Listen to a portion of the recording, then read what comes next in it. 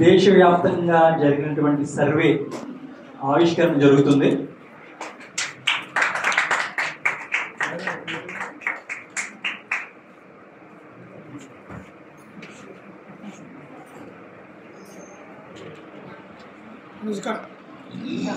Paper తీసుకుంది sir. మీకు కొద్దిగా బుక్స్ మంచి పట్టుకో సార్. మీకు కొద్దిగా ఫ్రీగా నుంచి ఓకే.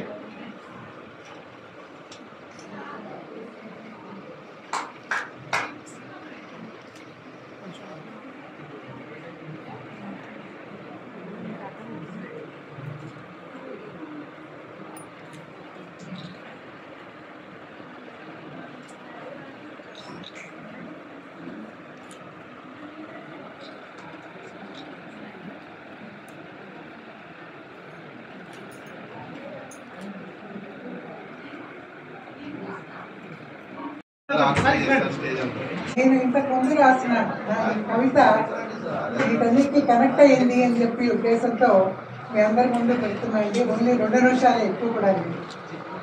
కవిత పేరు శ్రేయోదాయకం.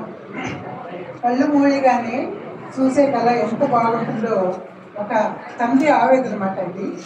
కళ్ళు మూయంగానే చూసే కళ ఎంత బాగుంటుందో, కళ్ళు తెరవగానే నువ్వు దేనికి పనికిరావు అనే విమర్శ అంత దారుణంగా ఉంటుంది.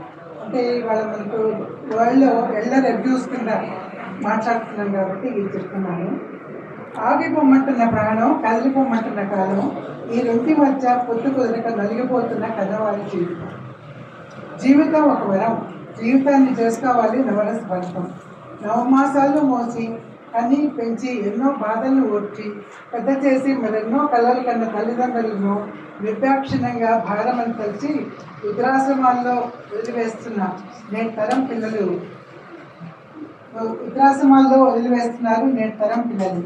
ఎన్ని నీళ్ళు పోసినా ఎడారిలో మొక్కలు పెంచలేము. అలానే ఎంత సేవ చేసినా తల్లిదండ్రుల రుణం తీర్చుకోలేము. వారసత్వ ఆస్తులు ఉంటే ఎగబడ్డం, లేదంటే మాకెంతకని వదిలేయడం. కనీ పెంచాలని కనికరము కనీసం జ్ఞానం లేక కన్నవారిని కాసల వేటలో పడి కడసారి చూపులకు నోచుకొని పిల్లలందరూ ఈ లోకంలో చివరికి కొరిగి పెట్టే కొడుకు కోసం ఆఖరి నిమిషం దాకా ఎదురు చూసే తల్లిదండ్రులందరూ.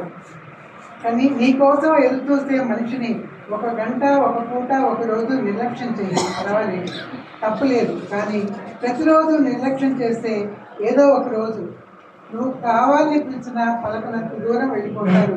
అందుకే మానవతా విలువల్ని మంట కలుపుతూ మనీ ప్రభావంతో మగ్గుతూ మనుష్య జాతికే కళంకంగా మారుతున్న యువత మేలుకో.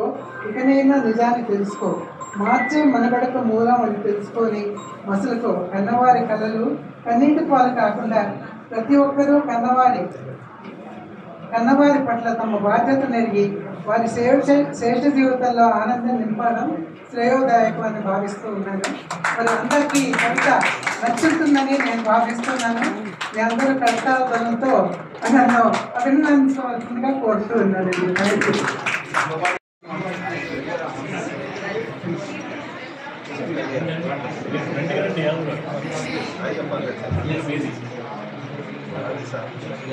రొనాల్డ్ కూడా పైకి వస్తాడేమో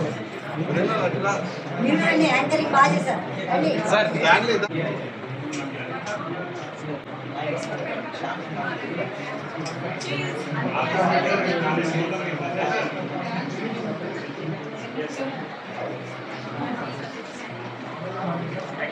ఒకసారి